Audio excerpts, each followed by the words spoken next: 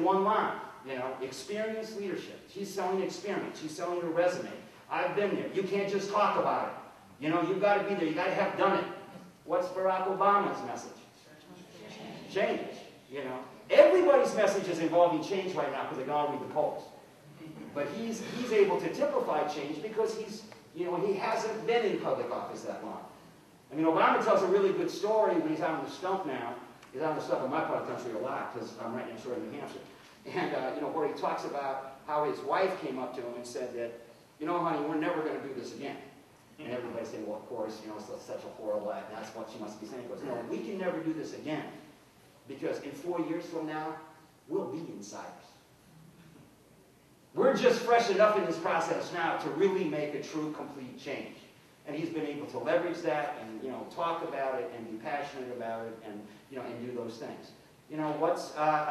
Mitt Romney, is running, as a second Ronald Reagan. Mike Huckabee is running around hope in a very, very different spin for a Christian conservative. I tell people this every day. I mean, I am not an evangelical Christian. I'm actually Methodist.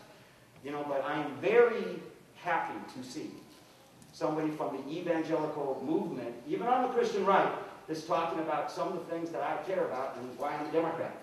Like, you got to take care of poor people. Like, I'm for Main Street, not for Wall Street. Those are good, positive things, and that's good for our country. I don't happen to think the Republicans are going to let him take the nomination, because he stands for those things. But that's basically what a message is. It's clear, concise.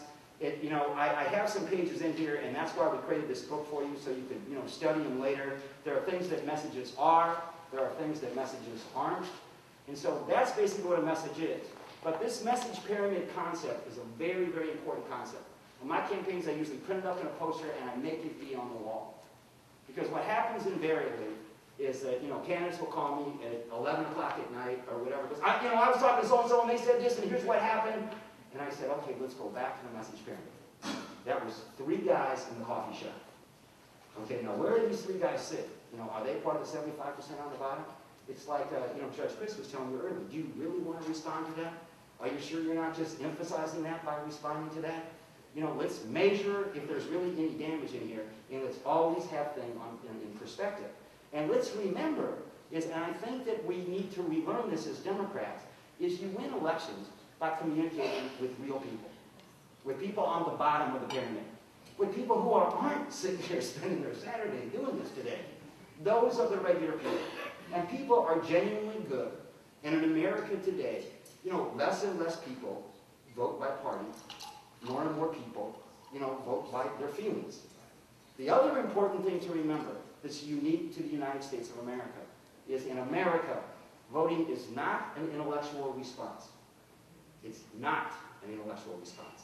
It is an emotional response. People vote with their heart, and they vote with their gut.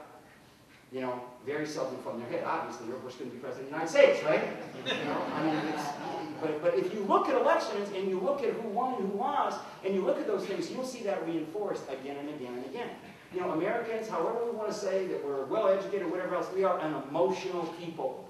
And politics to us is emotional. It's an emotional game. And that's why negative advertising has been so successful, because it hits an emotion. And negative emotions are more powerful usually in our country than positive emotions. And if you don't believe they are, then you tell me why you were looking at Britney being arrested last night. Because you're saying, well, let me tune in on a rap. Oh, look, Britney's being taken away. I mean, this is more interesting. When you're sitting, around the water cooler at your office, do you talk about gossip or do you talk about policy? I mean, honestly, most people talk about gossip. It's human nature.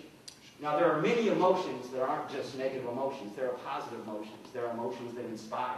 There are things that move people. And you need to find out what those are and what those triggers are for your race. And be careful to not oversell yourself. It's why I remind my candidates all the time. I said, remember, this election is not about you. It's about the voters. It's not about you. It's about the voters. And then when the clients complain and whine about how hard it is, and I got to raise those money, and I got to do this, which of course Judge Chris never did. But other people, is that I say, that's why they call it public service. It's like going into the ministry. It's taking a sacrifice. People ask me why I don't run. I say, are you crazy? Being a public official is the toughest job in America. And, you know, my hat's off to everybody and anybody who will step into that